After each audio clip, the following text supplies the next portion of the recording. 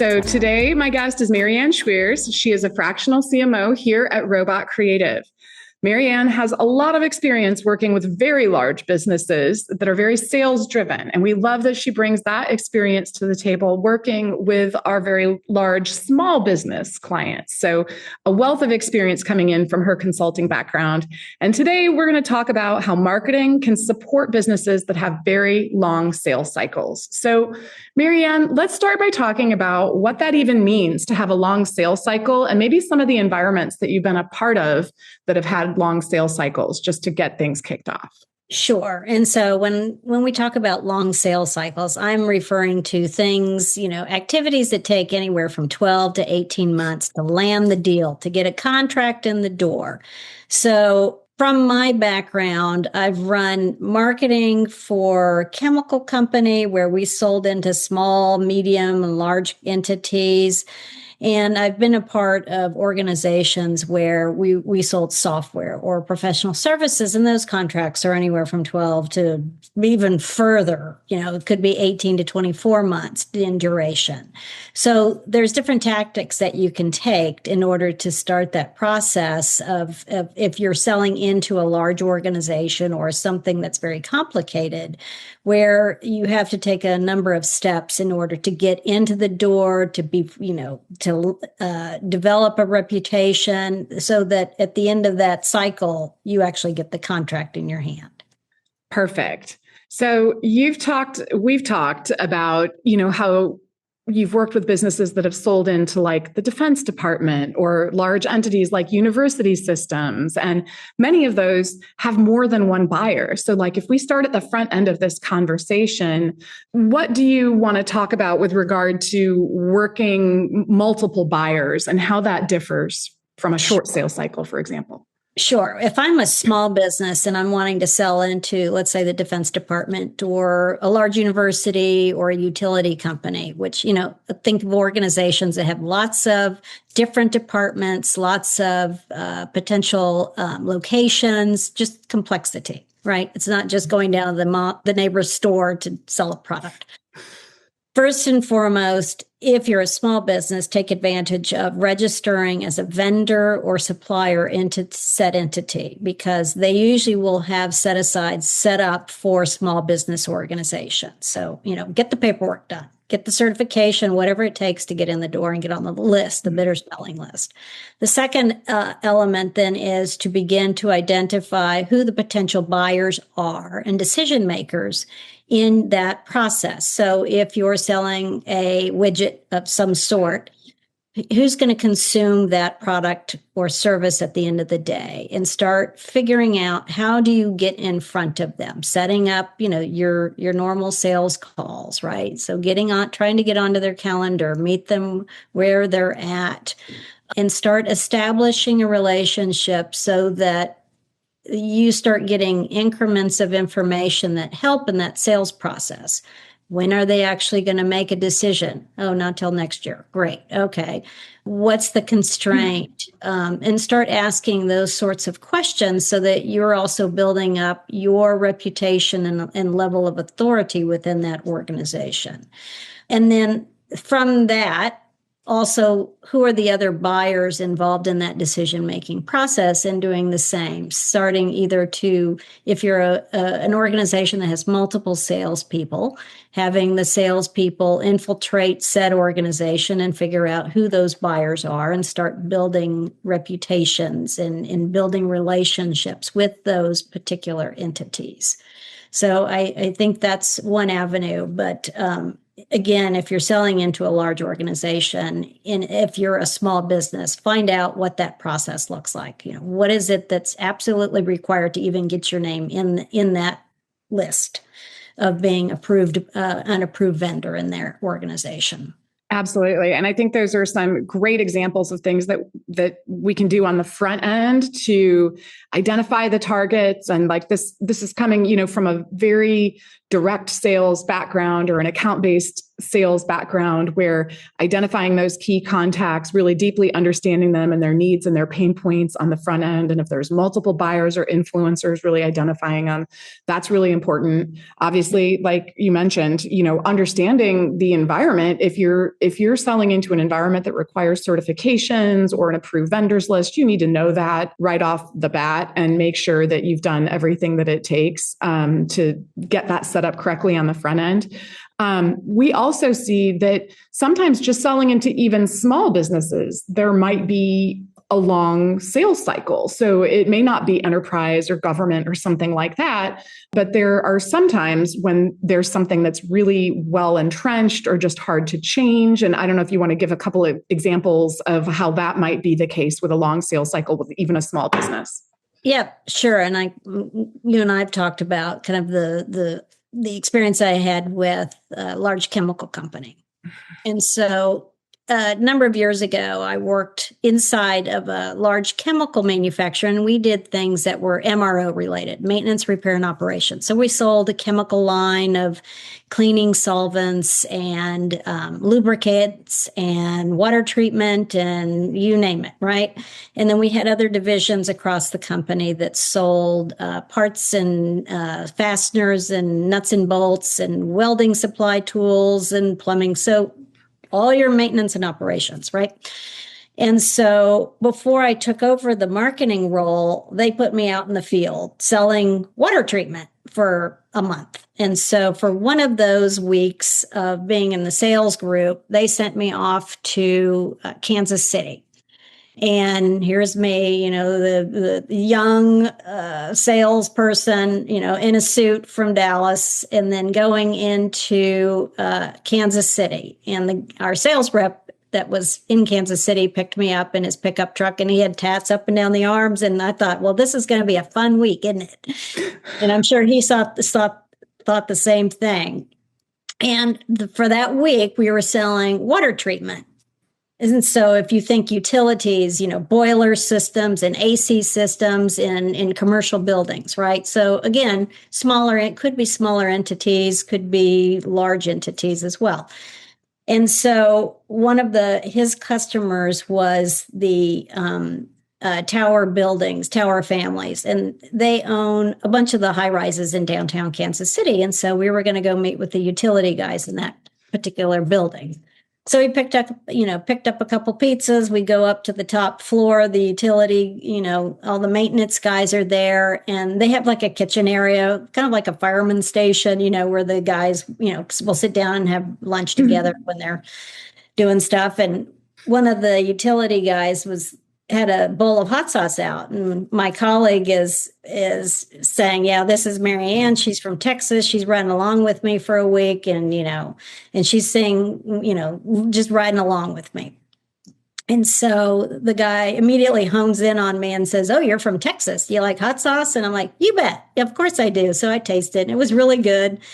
And he gets on this weird discussion. Now, mind you, these are all guys that work in the utility space. They have their little suit, shirts on with their name tags, and they're the maintenance guys for when something breaks in the office or the building.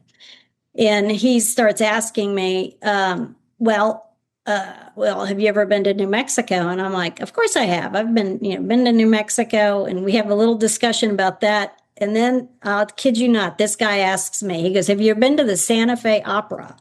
And I'm looking at this big, hairy dude, just ginormous man. And I'm like, well, yes. And he tells me Tosca is his favorite opera.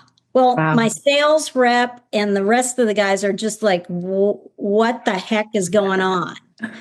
Well, the guy, our sales rep that called on that account, actually secured like $10,000 in orders for water treatment that day. So when we leave the building, he looks at me and goes, you can come back to Kansas City anytime you want. And he goes, that was the weirdest conversation. I'm like, well, never judge a book by its cover, first of all, right? You never know.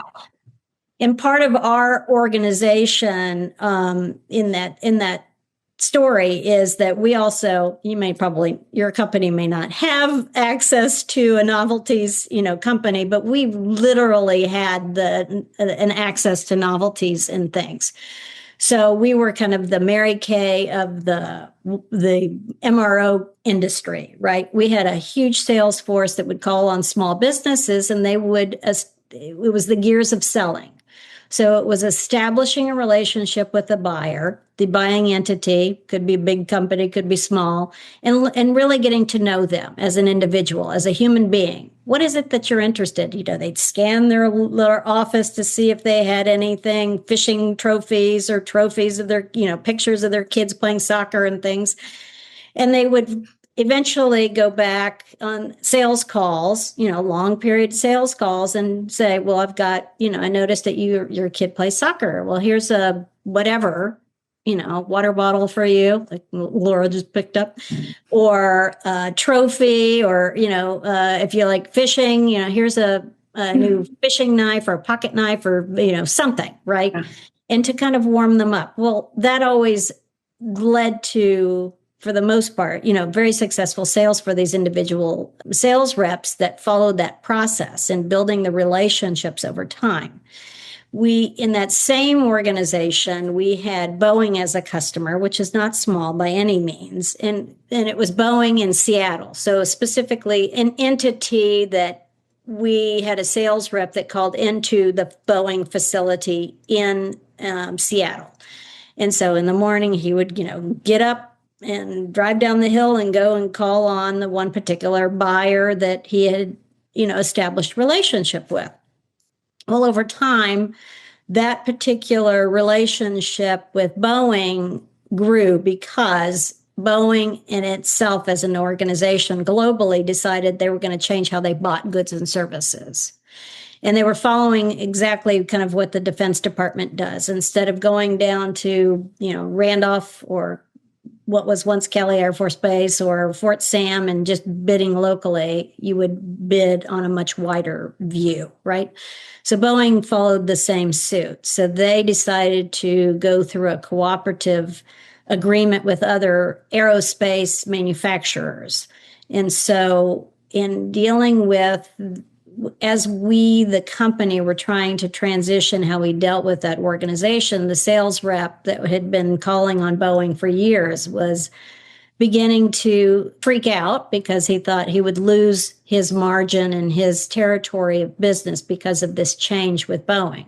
What Boeing was actually doing was changing how they procured in the paperwork associated with buying goods and services from us. And so what we ended up doing was piloting and saying, sure, you buy XYZ number of products, cleaning solvents, grease, whatever from us. We can deliver all of that information to you in electronic form, an electronic catalog, provide you any and all the information you need to make that process easier for you, Mr. Boeing. And so by doing that, we turned our little pot of money at Boeing into this very lucrative account for the Boeing, for the rep out of Seattle, but also for the corporation in general. So building those relationships from the individual, but then also as your customers go through these changes of either requiring or changing their procurement cycles and the means by which you sell and get payment for, don't hesitate, jump into it because you're only helping them do business with you. And most large entities, of course, either have, SAP or Oracle or Workday or something on the back end to garner that. That's a really great example of just how much a relationship with an organization can change too, right? And if you want to maintain that, you have to roll with the punches, so to speak. You need to figure out what those changes are going to be and respond to them quickly. So from that one-on-one personal sales touch to a much more electronic, having the technology and the infrastructure that's needed. I think one of the huge takeaways from all of that is is building those relationships so that you have access to that information, that you understand the internal purchasing or procurement environment, whether that's a small business and something really as simple as like winning over the individual who makes those decisions, or a large business where it's an individual or a whole procurement system. So I think these are the types of sales cycles that we're digging into today and trying to understand, like, how can we use marketing to support that? And one of the things that we always refer to is the customer journey, like really understanding who you're selling into and them as a customer, those very specific touch points that you're going to have with them throughout the buying process, from their initial awareness to you, to, how they're influenced during that cycle, to, them actually making the sale and retention. And so I think what's great about the way you started this discussion, MaryAnne, is not just thinking about like the company as the company and the company as the customer moving through this process, but rather the individuals. There are individual people that enter the customer journey, and really deeply understanding how they hit each of those stages of the journey and what they need is really important. So if you want to talk to us a little bit, when we were prepping for this, we talked a little bit about, those different roles and who those different people might be and how that might change the customer journey. Yes, certainly. Let's say you're back to selling into like a CPS here in San Antonio, right? City Public Service, or like the electric company for those that are not in San Antonio. Yes, which is our big utility company here in the area. And, their utility companies are complicated, and they have some, legal restrictions and things that they're governed by. So if we go back to the scenario of once I've been registered, those types of organizations will have like a vendor and supplier meet and greet. So you're going to meet either potential buyers or the procurement official. So that's a start. Usually those entities will also say, when you're in conversations with them, well, who else? I need to meet like the head of finance, or I need to meet the accounting department, or I need to meet specifically a group of buyers within the organization, and let them help make the introductions into the organization, right? And beginning to build those relationships with said individuals. At that point, then you also hopefully are, getting business cards and getting their contact information, their phone numbers, and their emails, so that when you go back to your office, you can add those emails and names into your whatever system you use to manage that, whether that's a traditional CRM system or whatever you have centralized to help manage the sales process. I think at that point, then you can begin to use the personal touch, the human side of it, but also begin to use technologies to stay abreast of what that sales cycle looks like. Periodic emails to the, prospect or buyer saying, just touching base with you, or here's some things that we have seen or learned or experienced that would be a benefit to you, in helping to solidify the relationship between you and the ultimate buyer, and prove that you are who you say you are and have the capabilities and can deliver, et cetera, et cetera. So I think that's an avenue. And a lot of that's also contingent too upon who is that buyer, right? We know generationally that there's differences in how we all consume information, where we get our news, how we buy things. And so I think it's also being very cognizant, especially in today's environment where we have so many mixed generations in an organization, to say, well, what's the best mechanism to get to said buyer? If it's a baby boomer or Gen X, okay, well, you can probably still pick up the phone and talk to somebody or send an email and you may get a response. But if you have somebody really, new into the organization, new into the workforce, that, it doesn't necessarily answer their phones, or call back. Yes, they go into the ether, right? Or they don't respond to email.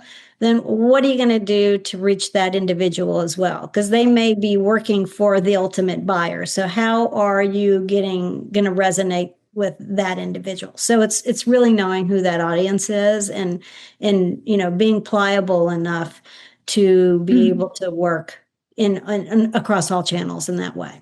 Yeah. And I think it is so important. You made it sound so simple. When you're first identifying an opportunity, asking for those introductions to all the other influencers. Like I can't even imagine how often that step is skipped and how critical of a step it is. Once you get in with any one person, really understanding and just asking them for assistance. If you've made it in, asking them, what is the process? Who else do we need to know? Like who else influences the decision?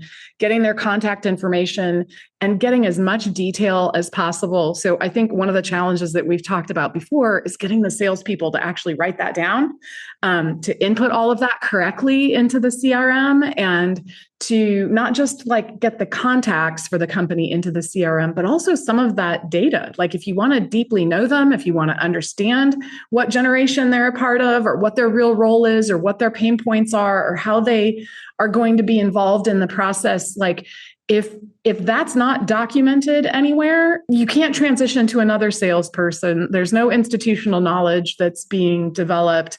And I think you see all the time where there's individual salespeople developing individual relationships, but not really always being managed well, to be forced, which they may not like it. Some are better than others, but forced. It's their obligation for their employment to put that data and that information into a system. And as marketers, if we don't have detailed contact information and data on their roles and their pain points and their touch points and their conversation and stuff like that, it's real hard to assist.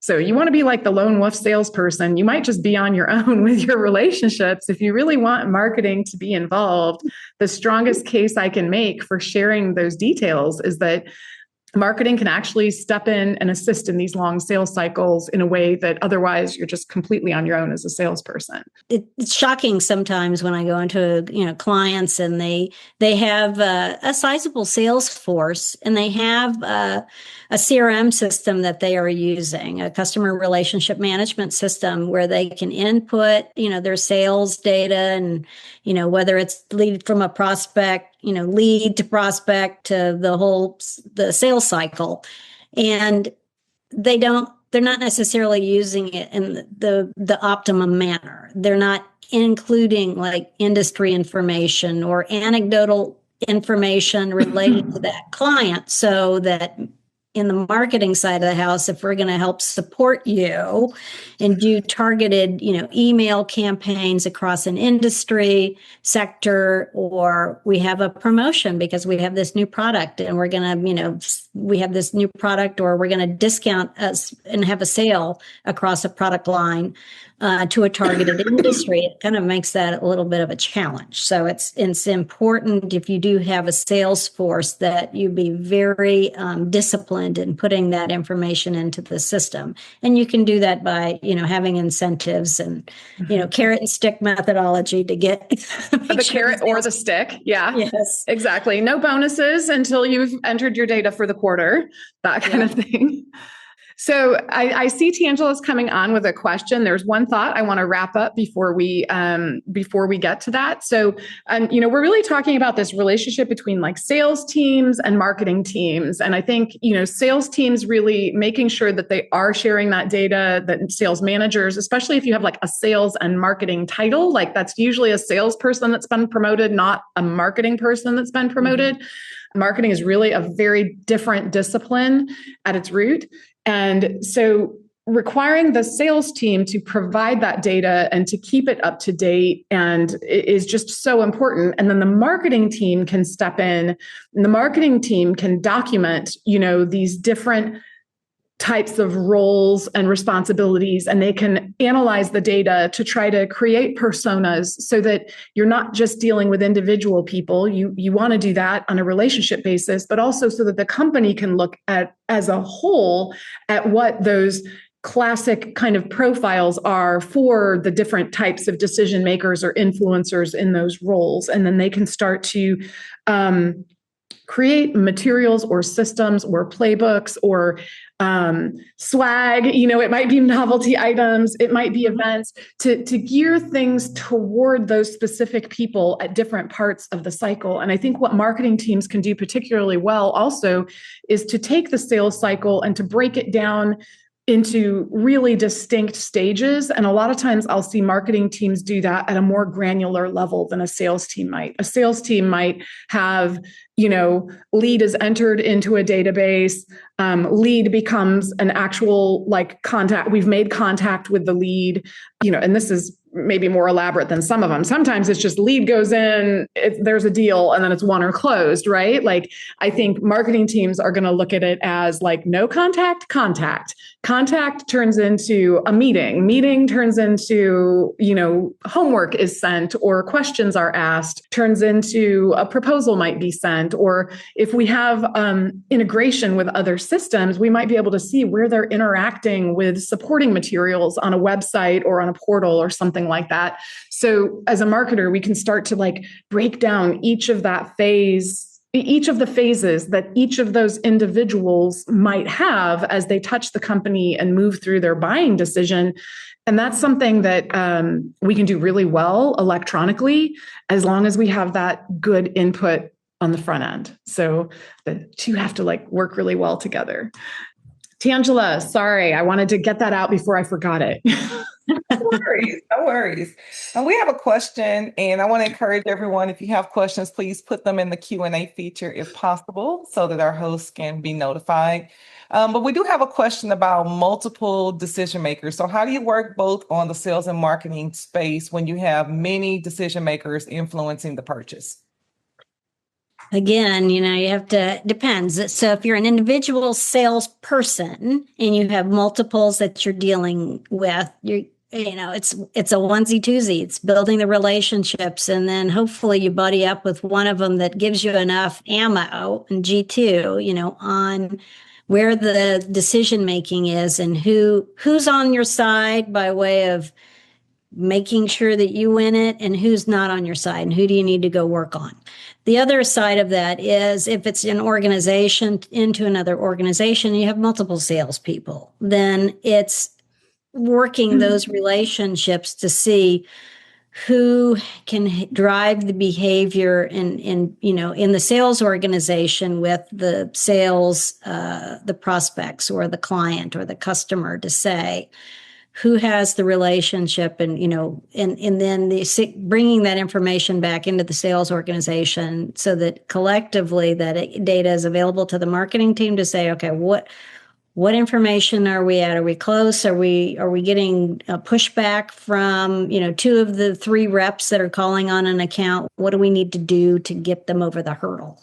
And is it a marketing program? Is it some sort of incentive? Is it a discount? Are they missing something that proves that the product or service can do X, Y, Z?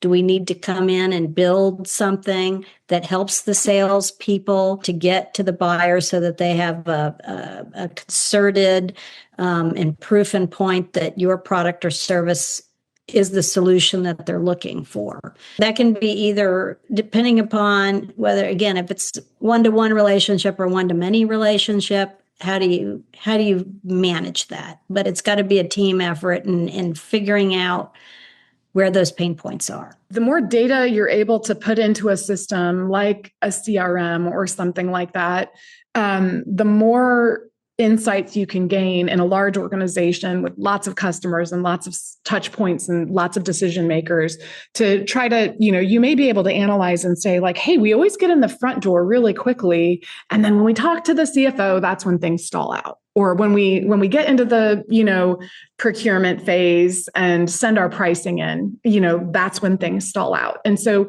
that's where it's helpful to really make sure that all of those buyers, all of those influencers get entered into your system, and that you have personas for each of them, and that you're tracking each step of the journey to find out where things get hung up, right? If you're finding that you're consistent, it might just be an individual purchasing problem. Like you may have an individual that has some other relationship and you may not get past it. And those are hard to probably account for or combat. But if you start to see a pattern as a marketer, in a certain phase or with a certain type of individual, then it gives you the information you need to start digging deeper. Well, it doesn't give you the information. It gives you the red flag, so to speak, so that you can then dig in and try to get the information that you need to understand why it's getting hung up there, what the issue is, and then figure out how best to address it. Right. And I think that it can also help to identify, is your sales process broken too, right? Absolutely. You're only as good as the salesperson itself and their training. And, are they asking the sufficient amount of questions, the right questions, or are they just, here's the latest whiz bang feature of, et cetera. And then the buyer is like, yeah, no big deal, not interested. So identifying, is the sales process even working itself? And do you have the right people in those roles in your sales organization, right? Absolutely. Yeah, you can find somebody can blow through each of the stages. One sales rep might be great at getting through each of the stages. You might find that it's a rep problem because this person can't get through all of the stages. Writing it all down, capturing as much information as possible, that is the way that you can start to identify those patterns and you can start to evaluate what's working or what's not.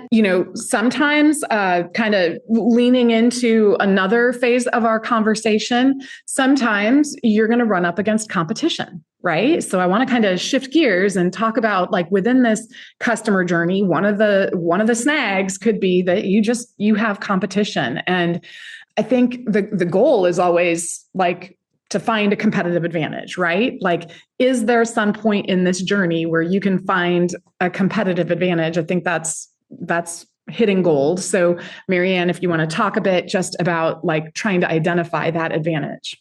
You bet. That's my favorite topic. Anyway. Competitive, right? Well, so let's start with, again, the sales rep calling on to an account. I always ask the question, well, who else is at the table, right? Is your competitor there?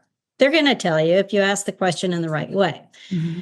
Then it's a matter of, okay, well, if you've never heard of the player, let's say company B, you go back to your office and, now with AI, run it through ChatGPT, run it through Claude or Bing or whatever you use, right? To see what information can you find out about this company. And how are they positioned and where are they located? Oh, they're located, overseas. Maybe your client doesn't want to deal with that, right? They're located in a country that has sanctions on it. You might not want to do that.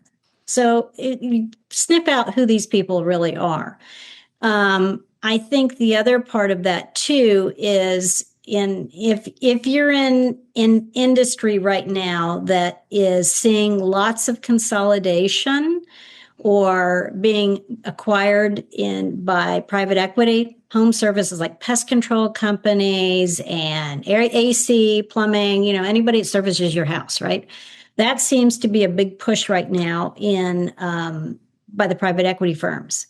I can guarantee you that if you play in that space, that 6 months after your competitor has been acquired, that their level of customer service is going to suck wind. So at some point, you need to go, if you play in a space where there is movement by private equity calling on the same account that you are, you got to put on the white glove and just even an inch, ratcheting up your level of customer service, saying it with a smile, responding to the customer, servicing them, just going that little extra will win you the business. Because the private equity, if you look at companies that have been bought by private equity, service always goes down, right? They're just there to reek every dime out of that company and then eventually sell it.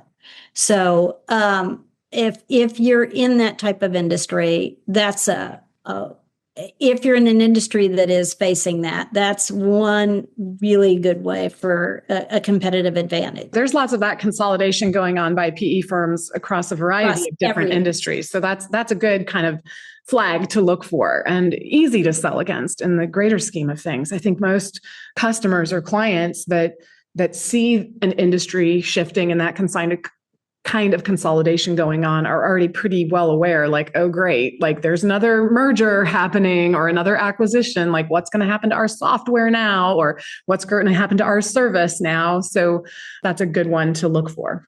Yes. And then as staying in the vein of competitive analysis and competitor strategy, if you're going into a new market, you can hire a firm to come in and do some secret shopping on your behalf. What is that customer doing and how are they priced? What are they doing? What level of service are they offering? I said, so there's different things that you can do before you completely jump into a market to figure out, is there an opportunity for your business, right? Where are the gaps?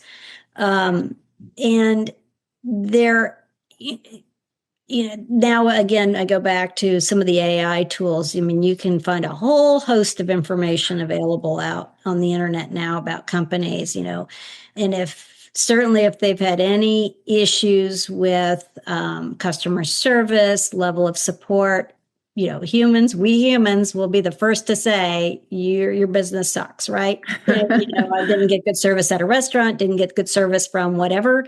So that, that information can be easily accessed now across the AI platforms and across the internet in general. So yeah, it used to be just industries with reviews, where you can see reviews or rankings very transparently online. But now with Reddit and, especially Reddit and like other sources, but online forums, there's so much chatter now. And the AI research tools are really great at picking up on that and helping to uncover, weaknesses. So I think that's great advice to use that as a tool to kind of dig deeper and see if you can figure out where your competitors might have a weakness. And hopefully the salespeople are cognizant too of what the competitor's doing. You're all showing up at the same trade shows and vendors, right? And they're all frenemies. So yeah. They share information.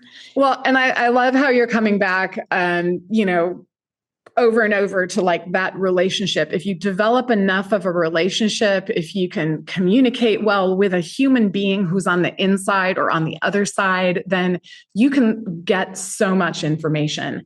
I see businesses all the time that are afraid to just do kind of informational interviews or just afraid to ask the question, like, who else is at the table? Like, it should be just part of any basic sales process to ask, who are all of your decision makers that we need to be aware of and what are their concerns? And who are we competing against? How are we stacking up?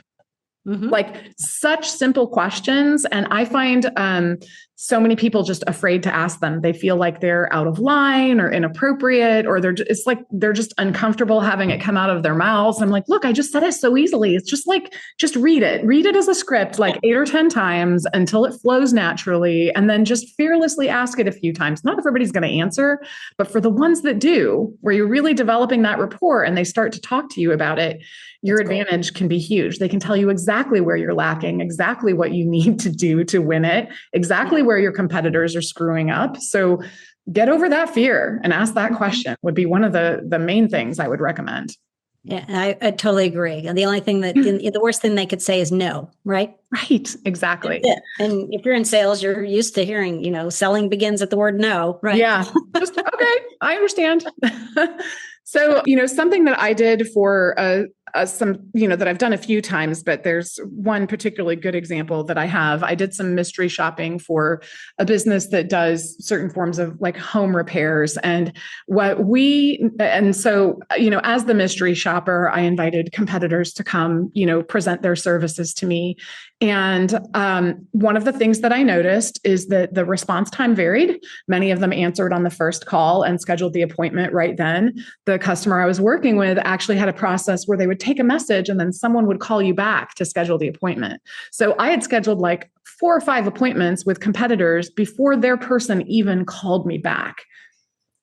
Huge loss and advantage right there. And it's such a simple thing just to figure out what that feels like. Then, so I scheduled these appointments first. I just kind of met with whoever I could as quickly as I could. And it was a process that I wasn't super familiar with. I was a first-time homeowner, and they all had to educate me on the process. And so all the competitors were there educating me before the customer that I was working with even showed up at the door, right? So one of the things that we were able to do, some conclusions that we came to are, wow, like just get a phone answering service. This was a much larger business. So they had, many people that you could schedule with as opposed to a limited set of people. That makes the scheduling more complex, but just solve that problem, right?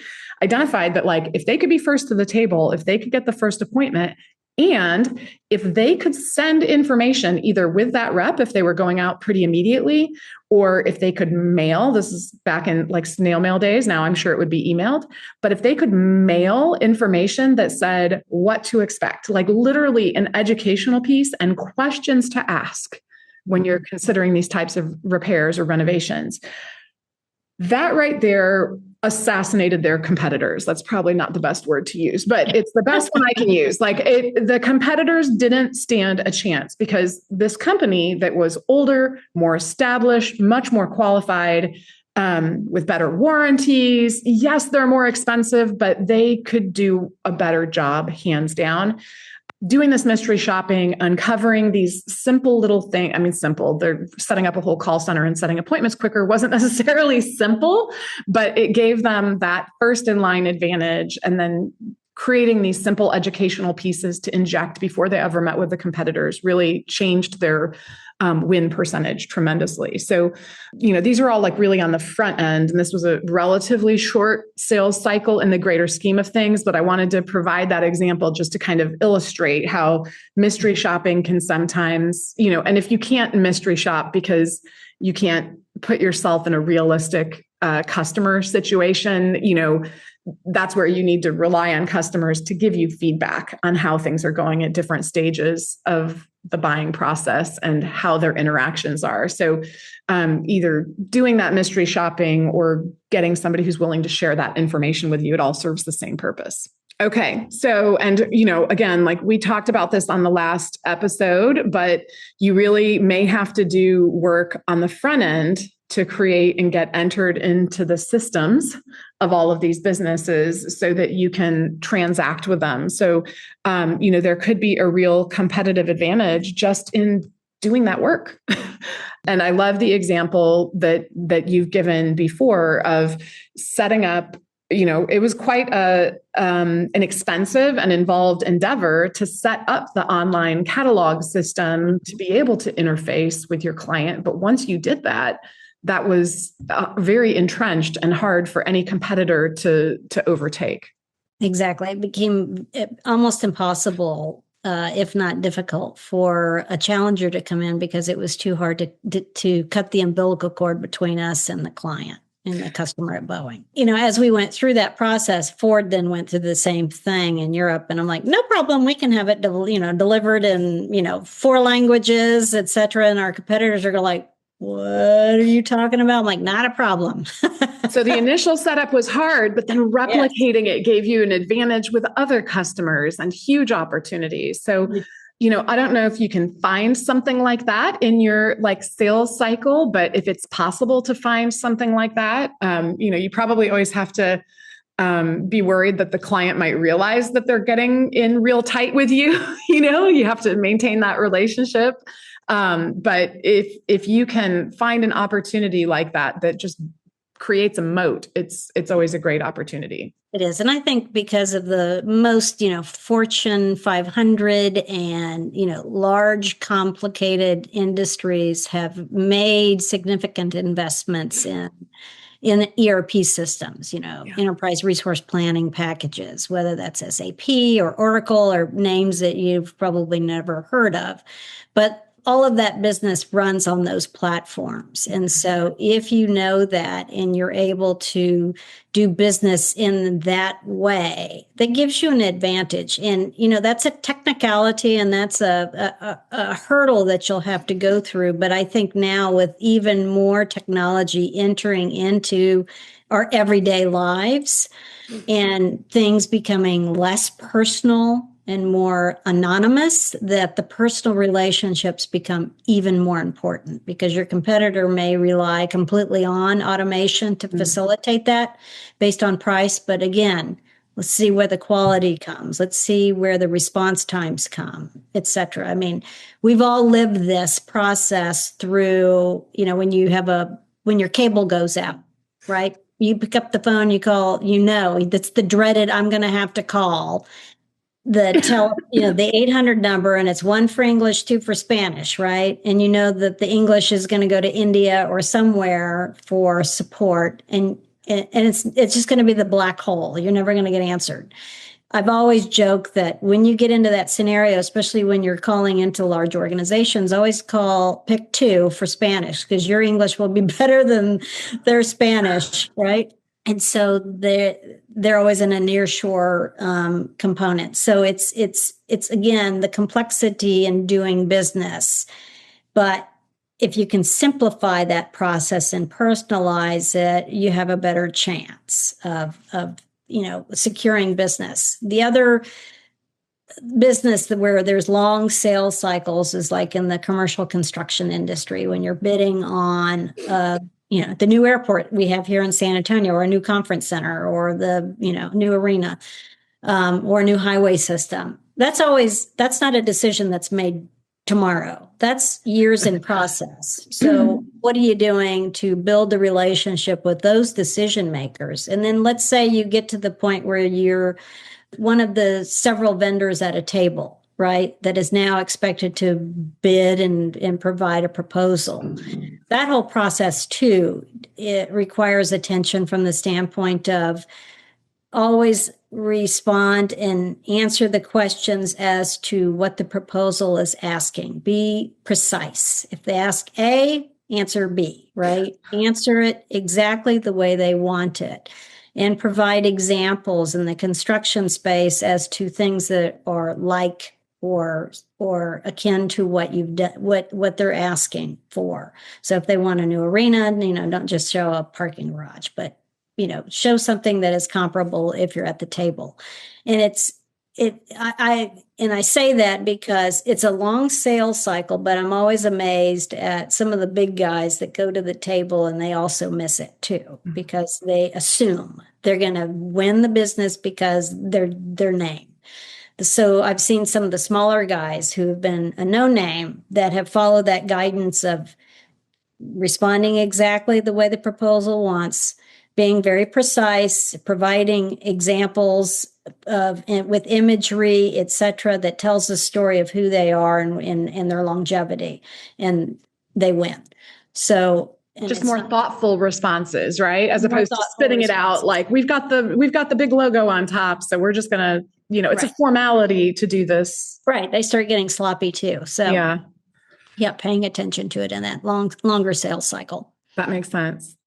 So I want to make sure that before we run out of time, we touch on marketing automation opportunities. So can you talk to us about kind of what marketing automation is and how you recommend using that in a long sales cycle? Well, we've talked about it a little earlier, the customer relationship management, CRM system. And you don't have to have some big, fancy, expensive package. There's, freeware, and then there's inexpensive ware out in the market. And when you have a sales organization, and where's the sales rep or reps keeping that information? Are they putting in a spreadsheet? Are they keeping it on their phone, on their desktop, so that you as the owner or leader don't have access and visibility to it? So I think first and foremost, if you have a sales organization, is to consolidate all of that information into a CRM system, right? Yep. And it's who's the contact, or who's the prospect, and that whole cycle of information. Who are they? Where are they? Because the sales organization will churn as well, so that you have continuity in your operations. Email marketing, I think, is one to have. And again, who is your audience, right? Or text messaging. Text messaging, that may be a component of it, depending upon who you're selling into or trying to get into. Good old-fashioned phone calls too work. And, taking clients to lunch, dinner, whatever that might be, or, inviting them to the golf course, et cetera. I'm a golfer, so it's like, where else can you get 4 hours of their undivided attention? So if you play golf, you play golf, right?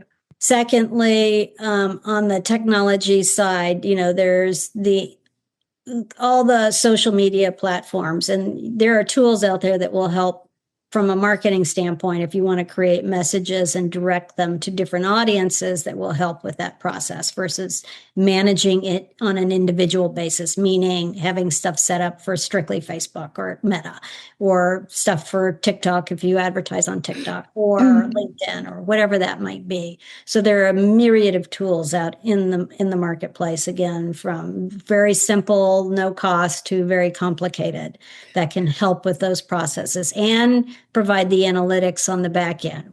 Where are our customers, and how are we reaching them? It may be a multi-prong approach, right? You have the physical salesperson, and it may be a directed email, it may be a text message, it may be social posts that they see something that you've been at and they're like, oh, cool, and you're having a response to that. So what's effective, so that over time, as your business grows and you want to start actually advertising and spending money, that you do it in a channel that's most effective for you, right? And having that data. So I think having a basic platform of technology in your organization. Again, it doesn't have to be this super complex thing, but you don't want information just sitting in a spreadsheet somewhere or sitting on somebody's phone somewhere or their computer when they leave the organization. You want that institutional knowledge to stay in-house, because that's your core information. Yeah. A lot of small businesses will use HubSpot, as their marketing automation tool. ActiveCampaign, which works really nicely with Salesforce, is another common one. There's a variety of different automation tools, but, the beauty of it is, if you're creating content marketing that's meant to create ongoing awareness and visibility with these longer sales cycles, that it gives you the opportunity to track, measure, monitor, and respond to anybody that's engaging with any of that content. So you can kind of see which topics are most relevant, or you can see what types of information appear to resonate with your customers on these different platforms. And then the ability to have visibility into all of that, and then to create triggered campaigns or additional messages based on what you see going on with the data is really important. So it's normally like content marketing on the front end, emails. If you can aggregate data from social sources and social media and tie it in with actual sales rep data, then all of a sudden you have this completely holistic view of the customer's journey throughout the process. And you can start to inject series of campaigns, whether it's ads or remarketing or direct or outreach, into different cycles. So it's super interesting when you start to operate at that level. Just to kind of wrap up, MaryAnne, talking about low tech and high tech approaches really quickly, I think that would be a good note to end on, because it'll kind of bookend everything we've talked about here today.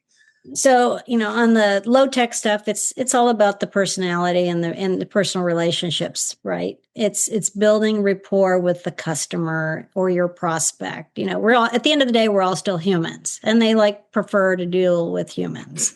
So building relationships. On the high tech side, again, we've just talked about some of the tools that you can leverage, but social media is an avenue. I think the AI tools that are available or coming available and becoming more prevalent can be an asset to your organization to help with that and help you identify areas where you can better penetrate into the customer or prospect. So I think it's still a mix, and then really focusing, do you have the right sales cycle in process in place? Yeah. I mean, we start talking channels, that's like a whole separate episode, right? Yeah. So, and that's going to depend on who your customers are and understanding their profiles for where they want to be. But hopefully, thank you so much for sharing your expertise, MaryAnne. I think we could talk about this just literally for hours. And thank you all who have stayed till the end and who have contributed questions. So thank you, everybody, for joining us today. On our next episode, I'm going to be talking to Giovanna Carey Dominguez. She is our social media manager here at Robot, and we're going to be talking about reviving social media accounts. A lot of small businesses kind of let them fizzle out, and then you have to figure out how to give them CPR, I think is the title. So we're recording that live on Thursday, June 19th at noon Central Time. We have that up on Eventbrite already. So if social media is a topic of interest, hop on over and register for that. And as I mentioned earlier, we have a link to a brief survey in the chat. So if you have remained on this long, I would love some feedback from you. So if you can let us know how you felt this is going to be useful to you or not, and any topics that you might want to see, that would be great. Finally, we don't have permission to message you outside of Eventbrite unless you opt in. So the best way to stay in touch is to join our mailing list. That way we can notify you of upcoming episodes and also give you access to articles and tools that we don't have the ability to make available through Eventbrite.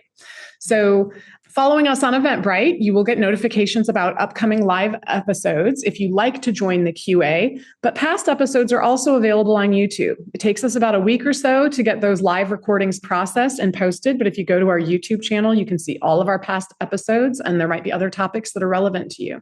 So we have a link to my link tree in the chat so that you have one link that will take you to all of these different ways to connect, just because after we close out, you'll lose access to those. So if you want to grab that one link, that will give you all of the resources that we've just mentioned. And again, thank you all for joining us for this live recording of the CMO Scoop. And MaryAnne, thank you so much again for sharing your wisdom with us. Anytime. I always love to. Excellent. Thank you all so much. We'll see you again on the next episode.